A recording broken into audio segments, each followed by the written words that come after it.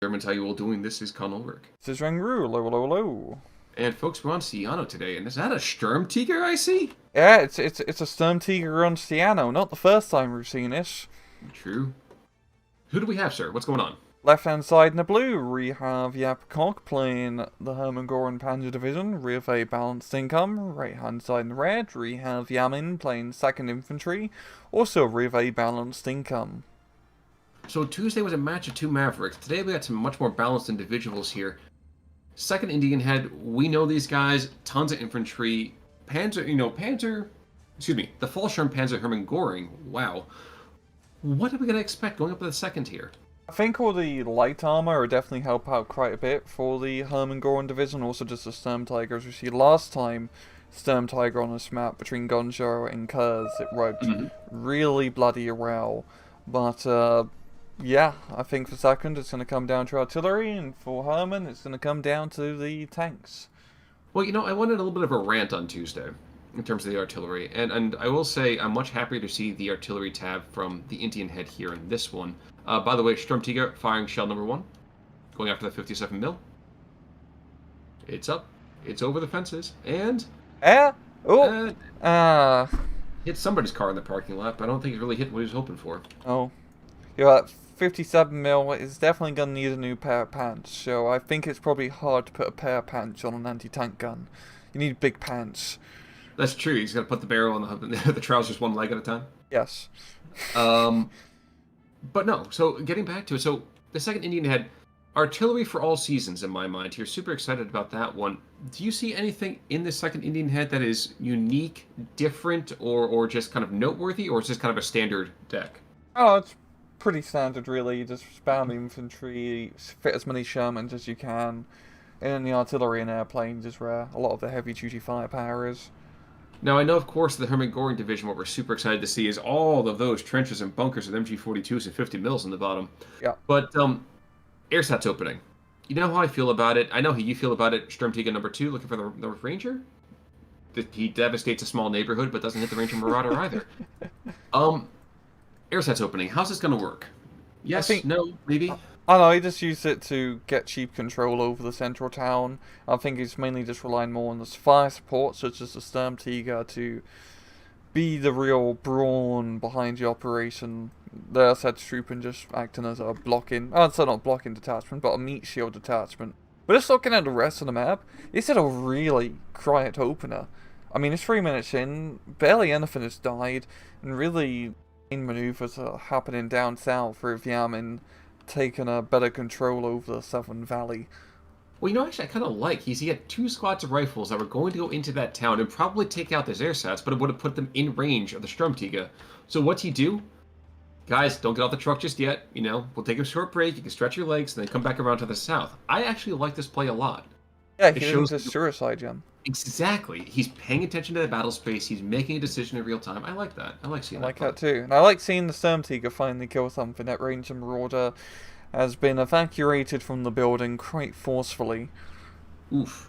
I look away for 1 second, trying to see what the heck was going on over here in the north. We see an 81 mil stovepipe. Nothing too crazy.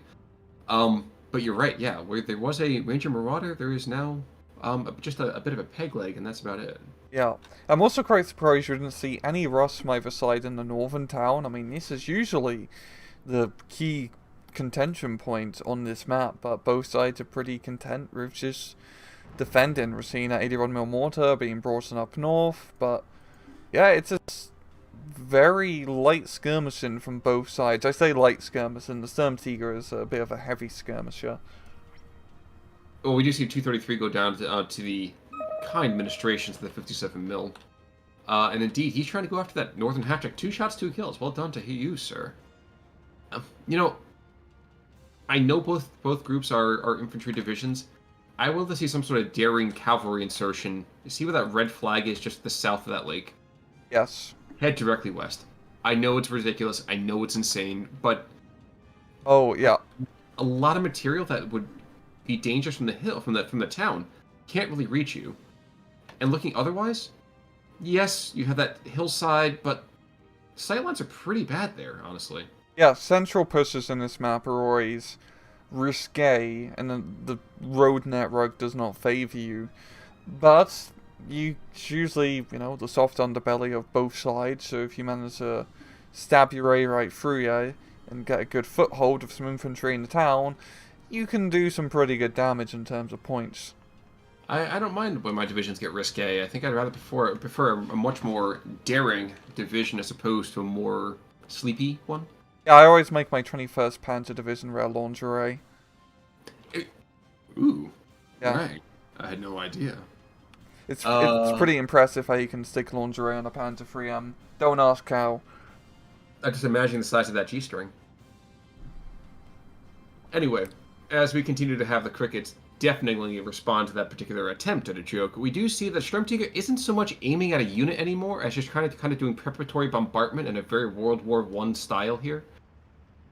Yeah, he shells the area, he pushes back the M1919. Peagrin's moving further south. Is this an attempt just to kind of get a soft cut, or is this a more intentional push?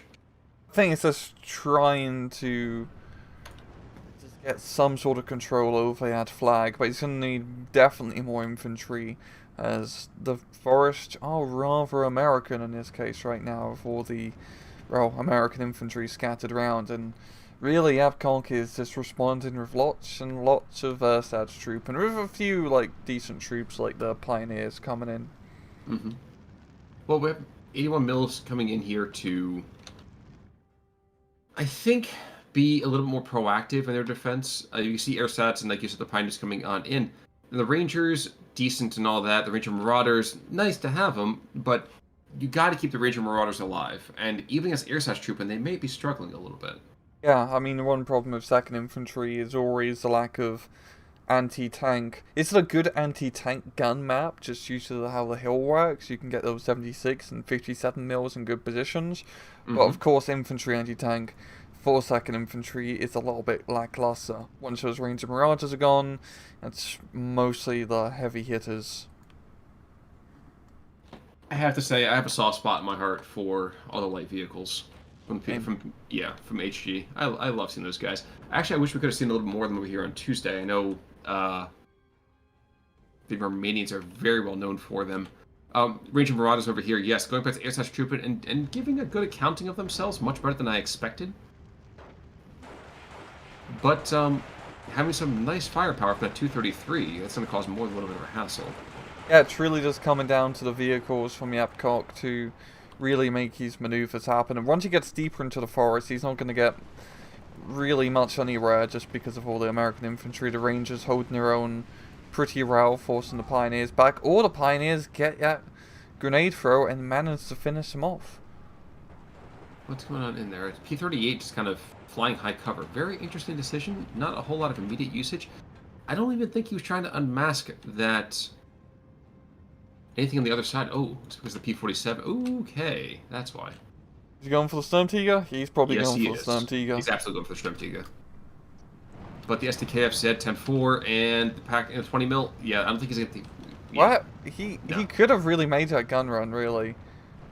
If the P-38 had been the target of that next barrage, yes. But I think the SDKF said 10-4 is just enough, suppression that it didn't make a whole lot of sense. It was not going to be an accurate one. Oh, he probably lost line of sight with Sturmtiger as well, now I think about it. So it's probably the combination of both. That's fair. I hadn't even realized that particular one as well, but you're probably absolutely right on that. Northern side, shockingly enough, these rifles are establishing themselves very aggressively against Pioneers and, originally some airsats trooping. Understandable, yeah. But we rag on the rifles. Is this basically the way to consistently use them? Yeah, I mean, American infantry are pretty good in CQC because they do have all the semi-autos and the bar does work under 100 meters. I mean, they're not perfect CQC infantry, but they're better than Panzer Grenadiers, for example, inside a forest. And for that's 25 points and 12-man squads, they're not terrible in these infantry-on-infantry fights. Well, and I think the thing too is, and this sounds like a rather ridiculous comment perhaps to make, but they work awfully well when the other guy doesn't have any cover. Yes. It's usually the ideal situation to be in. Now, I do have to tip my hat over here to this kind of very tentative but consistent pressure being going on here in the south. You can see all that's left of Ranger Marauders, and while they will retard progress for half a second, there's got to be some other reinforcement made here. Because right now, yes, they're going to take out a Panzerstrike squad. Well done. But they're not controlling anything, and that's a problem. Yeah, Yepcock has managed to get good positioning down south here, managing to capture that flag. He's got that 14-10 slowly bleeding off Yamin here, but just being able to get a little bit into that valley gives him good control over the southern town, and he still has a whole lot of rather nasty fire support on his hill. Sturm aiming to destroy another property value, and Ranger Marauder's probably going to die here. Yep. Almost kills his own troops, but such is the price of victory. It is. We're seeing some Panzer III's coming in up north, as well as some German, or a German 81mm mortar being brought in, but Yamin's little penetration up north has been forced back for the time being. He's bringing up some Ranger reinforcements, but without any proper anti-tank here, he's not going to make much progress against the 233. Well, he's lucky that 233 didn't actually just pick off one of those squads. That could have been very, very bad. Yeah. I'm actually... Yamin really needs to be using his mortars much more. I mean, he has them on the field, but I'm not seeing them shooting. And they're not very useful if they're not shooting. Well, there we go. We have one thing from, Yes Rooster. That's Yepcock to you folks. Trying to go and take out the 81mm on the American side. The other one searching, probably in vain, for that rifle squad, but he might get some minor suppression if he gets really what he's looking for. Yep. Counter battery fire, not going to be all that accurate because you don't have the radios, but against a 3-man mortar team, we need this one good hit. And xylophone. Xylophone? Oh, we'll check out that musical instrument here in just a second. SDKF said 251. And that Ranger Marauder is just caught out in the open. And this was a move I think happened way too late. Yeah. He's gearing up for an actual attack on the central town. The xylophones on the hold fire. I think he's bringing up the engineers. And I don't know if he times it right and rushes in the half tracks. That would be a good play. I have one problem with that. It's that P4. Check it out. Look at it down the road. Check out that line of fire. That is Gucci. Gucci line of sight. There we go. Yeah, it's the rockets. The infantry's pulling back. Everybody in them either gets stunned. But will Yamin be fast enough to do the counterattack? I do like how he does move the engineers not on the road, but it's definitely going to slow him down a bit. Yes. Now, first one that's going to be entering that line of fire is that Greyhound. The P4 can't see him. I think it's range. It's 1600. Oh, yeah. Okay, now he sees the engineers. Yeah, lack of recon. Yeah, I guess that's absolutely true with the P-Shreks and the Pioneers just getting absolutely pounded. Pioneers, I mean, we're going to see back to a 12-12 here. I'm not going to say that things are suddenly, to use your term, Gucci here, especially as the P-Shrek comes in and nukes the Greyhound, and I wouldn't be surprised to see this half-track go down pretty quickly either. Yep. Oh no, Panzerstrike dies, but it's a great push here from Yamin. Like, exactly what he needs to do to try to reverse his point bleed against him. And so far it's working really well. The main scary thing are these two Pioneers, but he has a lot of engineers on his side. Oh, that's great. If you look to the northern side, there's still two P3Ns and a 233 just absolutely bullying a Sherman into death here. There's a 105 to the northern side of that. Sorry, the eastern side of that. He will get himself some rather scary opportunities, but the American infantry is still very much in disarray. Yeah, the northern side isn't looking great. There's so many resources have been put down south, and now looking at it, Yepcock is trying to plug his aggressive bulge in the town here. He's bringing in the Sturm Pioneers, 2-3 runs of fire support, and the problem, as we see time and time again, is lack of anti-tank. If 2nd Infantry is infantry, so he can't do too much. He does have a Hellcat, and he does have all that 57 mils in a good position, shooting over the lake, but it's kind of tough to get anti-tank into his push. It's pretty close quarters in that town. And we didn't appreciate that MG42 had that perfect range on that too. Wow. Oh yeah. Wow. And these engineers, the first wave is dead. Yep. Yeah, it didn't I go as great for Yamin as I expected. honestly, great execution of that plan, getting him in there. I just think that there's just enough spoiling attacks happened elsewhere that he was forced to divert resources he would have put otherwise into that central push. Yeah. I think just not rushing the engineers down the road to get all the surrenders. I mean, that would have been suicide because of the Panzer 4G. Definitely screwed them over a bit. Because once that rocket strike happens, you need to try and secure that town as soon as possible so you can just fight over the open field instead of having to fight CQC in the town. True. True. Plucky M1919, by the way, trying to engage at MG42. With 4 helping him out, I think that's a bit of a mismatch. But hats off to you, sorry, because Lord knows your head's not going to be needing him soon enough. Up and all the way up north, we're seeing the 233s doing some actual reconnaissance maneuvers here behind enemy lines, going to be positioning themselves to try and snipe the enemy road here. So it's going to be a good counterattack from here from Yepcock. He just needs some more infantry to try to get into the enemy tree line. We missed a couple of airplanes making a run to the south. Sturm is still alive. He's reloading, too, so we missed some kind of barrage from him. But it's back to 1311, and while some of the light vehicles are going down, including that autocannon 231, I think the momentum is still decisively reversed. Yeah.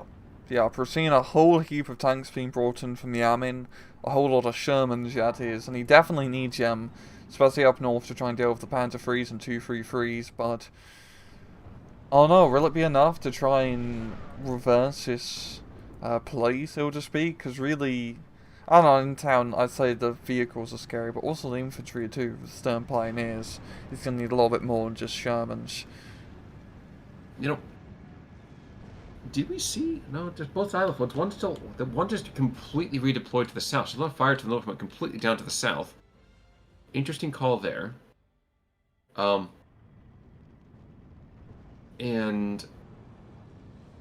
I don't know. I guess I'm just trying to figure out where some of the artillery support went. I honestly have no idea. There was counter batteried. Yeah, but 81 I'm mils. surprised. Yeah, in part, but I'm still, I guess, surprised a little bit. The 105 Sherman, by the way, he might get taken out over here by the 233. It's going to be close. But not close enough. Still, damaged transmission there. That is not what you want to be seeing on one of your tanks. No, that Sherman's going to be very slow, as we can see. It's more of a King Tiger now in terms of speed. Or Churchill. Sturmtiger is trying to kill an M10 tank destroyer, so it's up. It's over. It's yowza.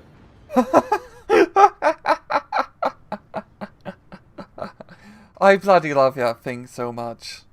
Yeah, it's like, Davy, do you have your Davy Crockett today? Oh, yes, I do, Hans. And just, there goes half the map. It's like the Fat Man from Fallout.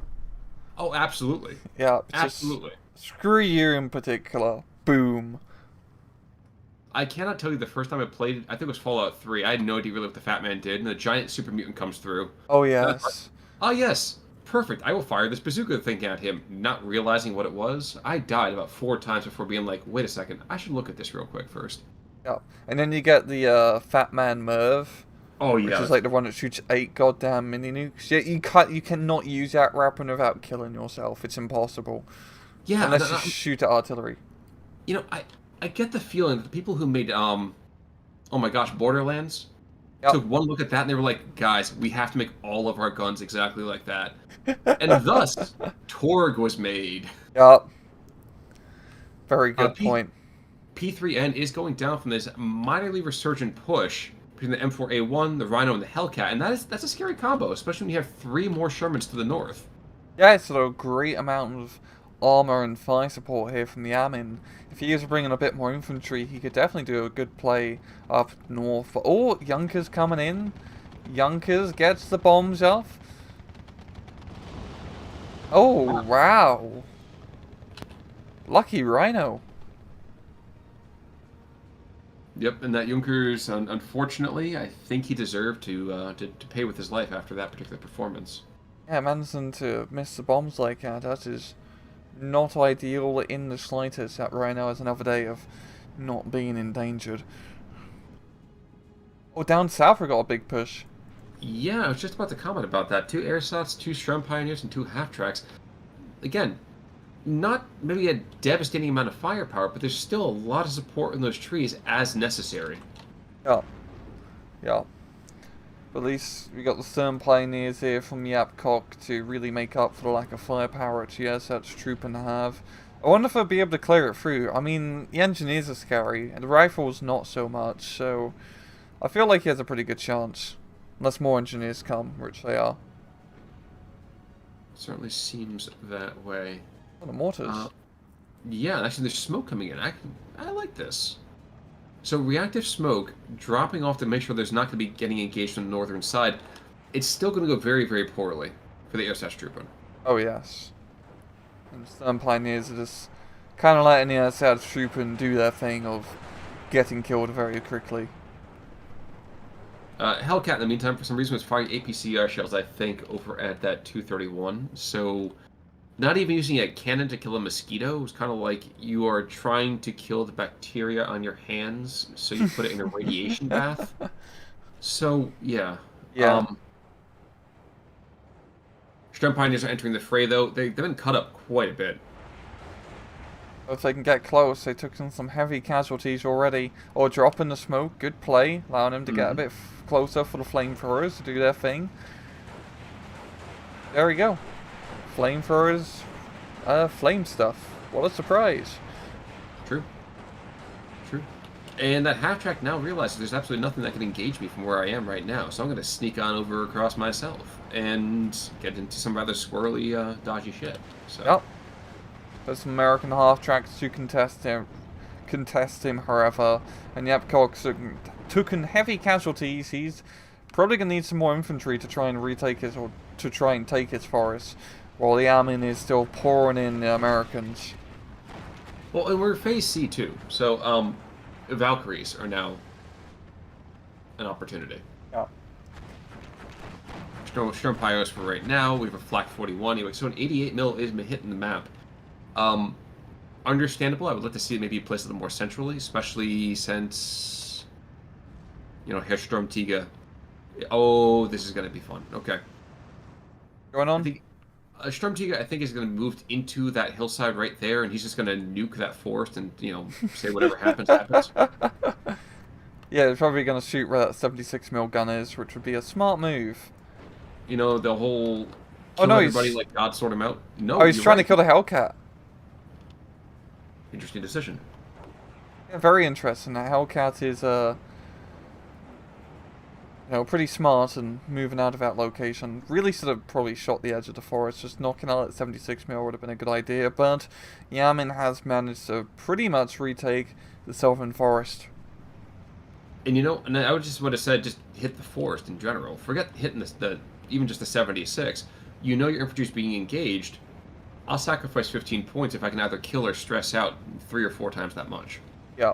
We're seeing actually a lot of Hellcats down south here. He's using them more of like anti-tank guns, just defensive on the hill, which is a smart move, as with the APCR shells, which I get very limited amount of.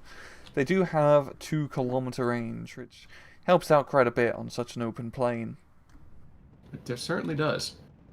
Northern side, by the way, where there had been many other Shermans before, they're starting to get a little bit more endangered. Yep. As some extra materials being brought on in.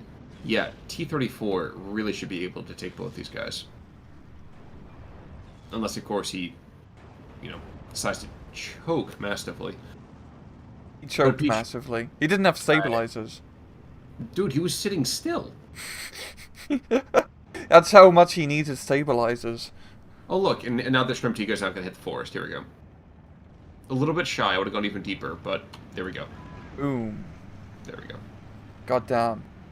That's such a good unit on this map.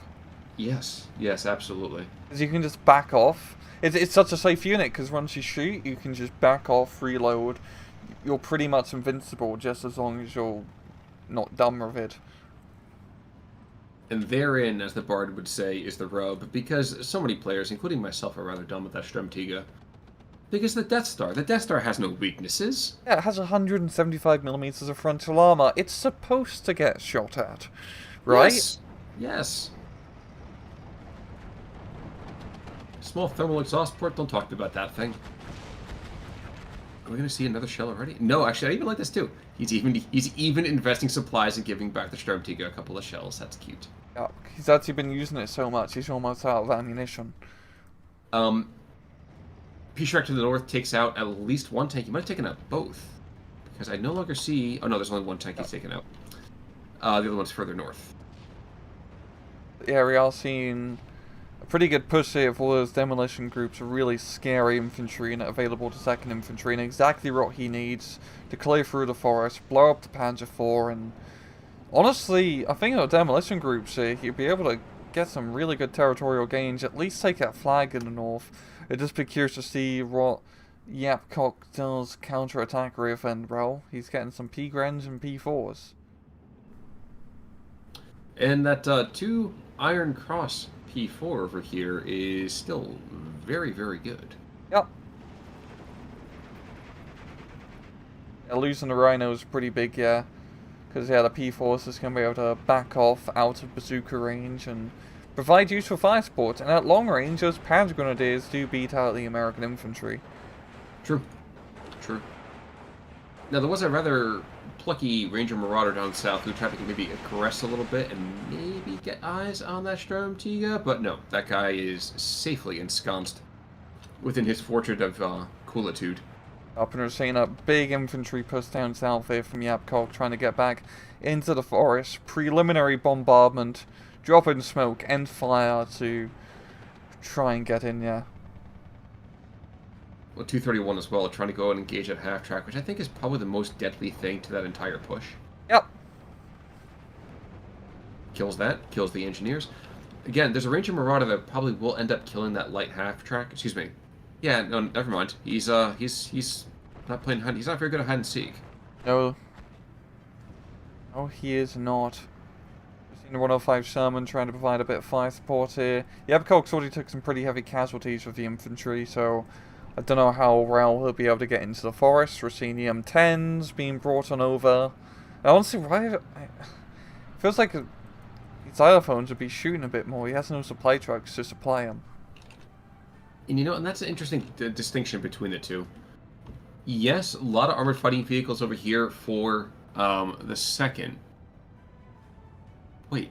He has no supply trucks in his deck. Yeah. Yeah, like that's a weird call. 2nd Infantry.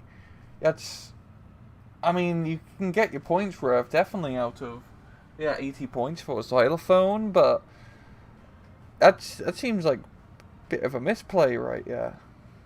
Maybe what would we dump? I mean, even if the long, like, you'd want it for the long toms and the other mortars as well. Like, you want a supply truck with 2nd Infantry, Yeah, artillery deck. Yeah, you need it. 'Cause you need to kind of lean on that deck as much as possible. Yeah. I mean, you know what? Drop the P-38J that you have in A and bring supply trucks for that. Yeah, honestly, just anything. That supply truck is pretty important. And once again, more P-47s going on in, more P-38Js going on in. And these guys, one gets his bombs off, the other one doesn't get the rocks. He's not able to drop the rocks in the pickle barrel. Oh. But yeah, back to a trophy. Actually, it hasn't been a very, like, aggressive match. It's been, slow pins, not like slow stabs along the 50-50 line here and there. But Yepcock has just been able to grind down Yamin so well so far. But I think, and we got to see just a surrender right there. I understand that surrender. I think at this point, it's phase C. You're kind of on the weak part over here. You know that your opponent's got a lot of artillery. You know that your armored fighting vehicles are starting to die. I understand. Yeah, a very, like, balanced match. I mean, the KD difference was not that much, but Yepcock just managed to hold the more important territory for a longer period of time, which is what allows you to win a match. True. Ranger Marauders acquitting themselves quite well. Brunner over here. But other than that, not a lot of standouts. Oh, losses. The Sturm Tiger only actually killed 5 units, but definitely got his money's worth in terms of the amount of destruction he's caused. Oh yeah, you put the fear of God into most of those units. A couple of missed plays in terms of the shots I had to say for the Storm Tiga, but again, we've got God Vision, so take that with a salt lick. Yeah, apart from that, nothing crazy on the German side in kills. No, not really. Yeah, really. Yeah, please. No, just a really balanced match. Quite funny considering the incomes. But you know what? I like, again, seeing those more considered, not all hell-bent for leather games. Like, every now and again, we have that one guy who surges out in Phase A and gets knocked in the teeth, and now he spent the rest of the time on his back foot. But this year, both groups put together a really kind of strong approach. And unfortunately, at this point, Yepcock was not able to sustain that. And I think a lot of that had to do with not having any supply trucks. Yeah. They're like hedging their bets, so to speak. Now, that supply truck thing, I don't get it. That has to be a misplay, because those xylophones would have been really useful, especially in that southern, just in general, if he managed to keep those supplied. Or can you imagine hitting that northern town with 2 rocket barrages? Oh. Yeah. Yeah. Yeah. Now you're thinking. I try to do it every now and again. But you know what? I don't want to waste all my good thoughts at one point. So any last thoughts, sir? No? And folks, in that case, then we're going to call it quits for today. Until next time, I'm Con Ulrich. I'm Rangru. Take it easy.